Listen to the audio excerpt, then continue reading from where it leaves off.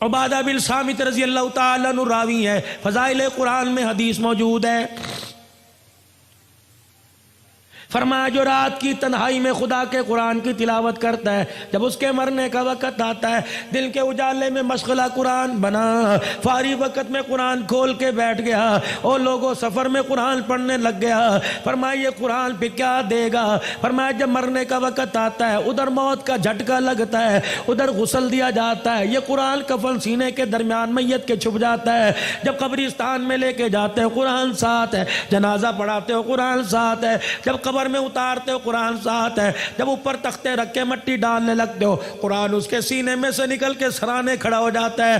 ادھر میرے عزیزو اللہ اکبر، منکر نکیر قبر کے اندر آئے، قرآن کہتا ہے خبردار حساب نہ لینا، اس کے ساتھ میں آیا ہوں۔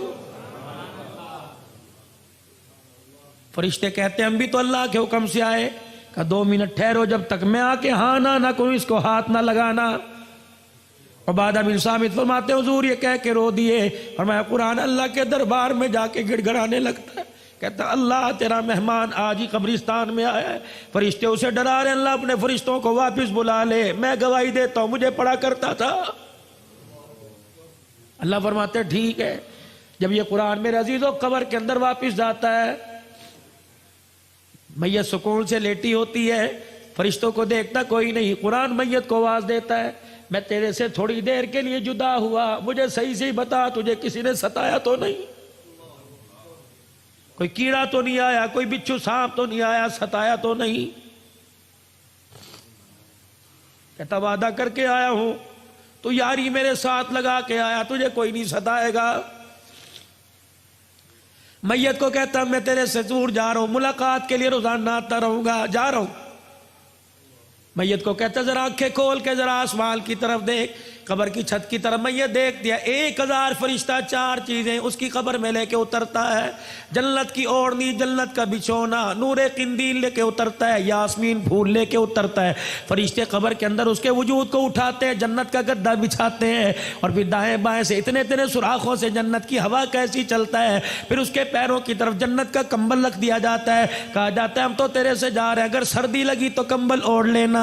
تیسرا میرے عزیزو اس کے سینے پہ یاسمین پھول رکھ دیا جاتا ہے کہ اگر اماں ابا بہن بھائی یاد آویں اس پھول کی خوشبو کو سونگھ لینا تو اس کی خوشبو میں مست ہو جائے گا، جب جانے لگے کہ اندھیرے کا کیا بنے گا، فرشتے نور قندیل قبر میں جلاتے ہیں کہ قیامت آ جائے گی، اس دیے کا نہ گیس ختم ہوگا نہ تیل ختم ہوگا، قیامت تک یہ جلتا رہے گا۔ اللہ اکبر۔ جب قرآن پاک اس کی قبر سے جاتا ہے کہتا بے فکر ہو کے سو جا، خدا سے وعدہ کر کے آیا ہوں قیامت کی صبح تک تجھے اٹھانے بھی کوئی نہیں آئے گا۔ حدیث پاک میں آیا پھر قرآن روزانہ میت کے گھر میں آتا ہے، اگر بیوی نے برقع اوڑھ لیا، بچی مدرسے میں داخل ہو گئی، بیٹے نے قرآن پاک پڑھنا شروع کر دیا تو یہ اللہ کا قرآن میت کو جا کے خوشخبری سناتا ہے اور کہتا ہے تیری اولاد سنبھل گئی، تجھے مبارک ہو، تو لیٹا رہے، کھاتا تیرا کھلا رہے گا۔ فرمایا اگر اولاد بگڑ گئی، بچے سنو کر ڈبو پہ چلے گئے، بیوی سلائی مشین پہ چلی گئی، بیوی کے سر سے دوپٹہ اتر گیا، قرآن ایسی خبریں جا کے میت کو نہیں بتاتا، اس کا دل دکھے گا۔ صحابہ کہنے لگے یا رسول اللہ پھر کیا ہوتا ہے؟ فرمایا گھر کی بے برکتی کو دیکھ کے قرآن گھر والوں کے لیے روزانہ دعا کرتا ہے۔ اولاد بے وفا، مال بے وفا، کاروبار بے وفا، خاندان بے وفا، او لوگوں تمہیں کس نے کہہ دیا خدا کا قرآن بے وفا ہے؟ قیامت کے دن عرش عظیم کا مالک اعلان کرے گا کہاں ہیں لوگ قرآن والے؟ فرشتوں کو اعلان ہوگا اور میرے فرشتوں جاؤ قرآن والوں کو تلاش کر کے لاؤ۔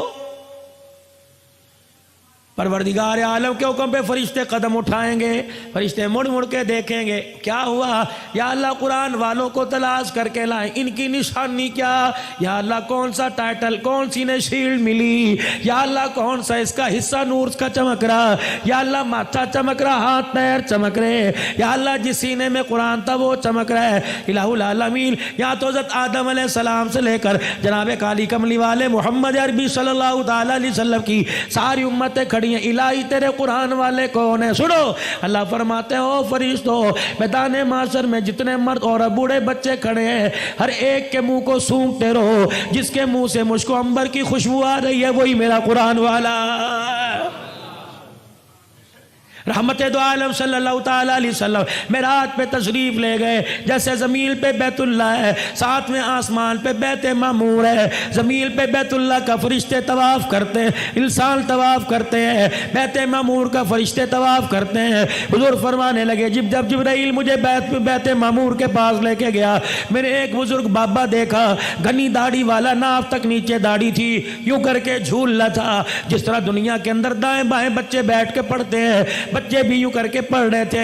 میں نے پوچھا ابراہیم کون ہے؟ کہ یہ تیرا ابا ابراہیم۔ میں نے پوچھا اے جبرائیل یہ کون ہے؟ کہ تیرا ابا ابراہیم علیہ السلام ہے۔ کہ قرآن تو میرے پہ نازل ہوا، پڑھ ابراہیم علیہ السلام رہا ہے۔ یہ بچے کون ہیں؟ نبیوں کی اولاد ہیں۔ یہ بچے کون ہیں؟ یوسف کی اولاد ہے۔ یہ بچے کون ہیں؟ نوح کی اولاد ہے۔ کون ہے؟ کہ نہیں، دنیا کے اندر حجرہ شاہ مقیم میں بچہ قرآن پڑھنے گیا، 10 پارے ہو گئے، پڑھتا پڑھتا فوت ہو گیا۔ ابا کہتا کاش قرآن کا حافظ بن جاتا، جا محمد اس دنیا کے اندر جا کر اس کے باپ کو مبارکباد دینا، جو بچہ قرآن ادھورا چھوڑ کے آیا، 7ویں آسمان پہ ابراہیم انہیں قرآن کا حافظ بنا رہا۔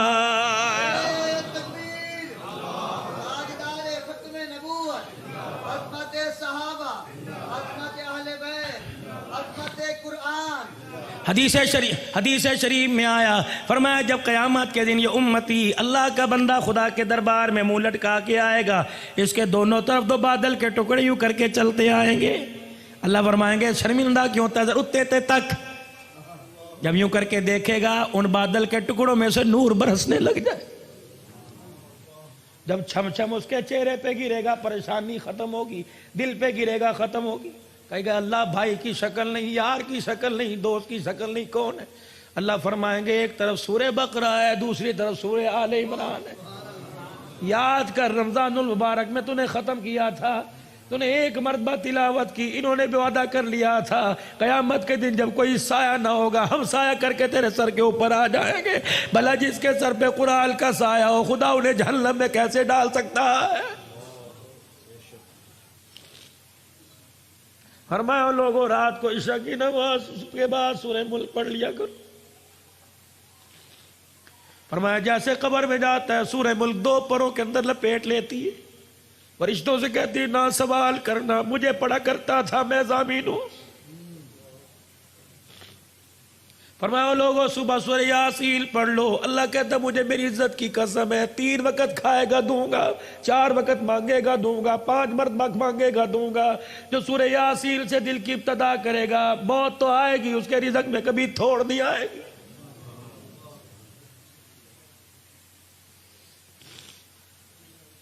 حضرت عثمان ذی شان رضی اللہ تعالی عنہ کہاں جا رہے ہیں؟ جناب عبداللہ بن مسعود کے پاس، علیل ہے، بچہ کوئی نہیں بچیوں والا، عبداللہ بن مسعود کے پاس گئے، اللہ تیرے پہ رحم کرے، کچھ تو کر لیا ہوتا، کچھ تو کما لیا ہوتا۔ اشرفیوں کی تھیلی دی، کہ لے میری طرف سے بچوں کو دے دے کام آئے گی۔ تھیلی جھولی میں ڈال دی، کہ تیری تھیلی کا کیا کرنا، جو مجھے رسول اللہ نے تحفہ دیا وہ میں نے بچوں کو دے دیا۔ میں نے اپنے بچوں کو سورہ واقعہ یاد کرا دی، میں نے کہا میرے بچوں مغرب کی نماز کے بعد تلاوت کرنا۔ کملی والے نے فرمایا جو سورہ واقعہ روزانہ پڑھے گا موت تو اس کے گھر میں آئے گی، رزق کی تھوڑ کبھی نہیں آئے گی۔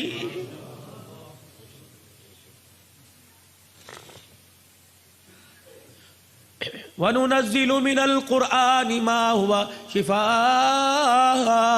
وظیفہ لے لو، اگر کسی کو کوئی بیماری ہو، مرض لا علاج ہو، عقیدے کے ساتھ کرے، 7 مرتبہ درود شریف پڑھے اور 7 مرتبہ سورہ فاتحہ آمین کے ساتھ پڑھے، اور ہر مرتبہ سورہ فاتحہ پڑھنے سے پہلے اعوذ باللہ من الشیطان الرجیم بسم اللہ الرحمن الرحیم پڑھے، اور والضالین کے بعد آمین پڑھے۔ فرمایا 7 مرتبہ پڑھے، دن میں 1 مرتبہ دم کر کے پی جائے، 7 دن پینے کے بعد چیک کرائے، جو مرض چیک کرائے گا تیرے جسم کی لوگوں میں خون تو نظر آئے گا، سورہ فاتحہ کی برکت سے وجود میں بیماری نظر نہیں آئے گی۔ حضور نے فرمایا شہد میں شفا ہے، اللہ کی قسم ہو ہی نہیں سکتا شفا نہ ہو، بیمار ہوا شہد چٹاؤ اللہ شفا عطا فرمائے، حضور علیہ السلام نے فرمایا نا۔ خدا کے واسطے میرے عزیزو اس وقت قرآن دنیا کے اندر میرے عزیزو آپ سروے کرو، اس وقت آپ کو دنیا کے اندر سب سے مظلوم ترین طبقہ قرآن کا پڑھنے والا پڑھانے والا نظر آئے گا، تنخواہوں میں کم، حیثیت میں کم، رہائشوں میں کم، کالونیوں میں کم، عہدوں میں کم۔ میرے عزیزو کون ہے جو قرآن والوں کی ڈگری قبول کرتا ہے؟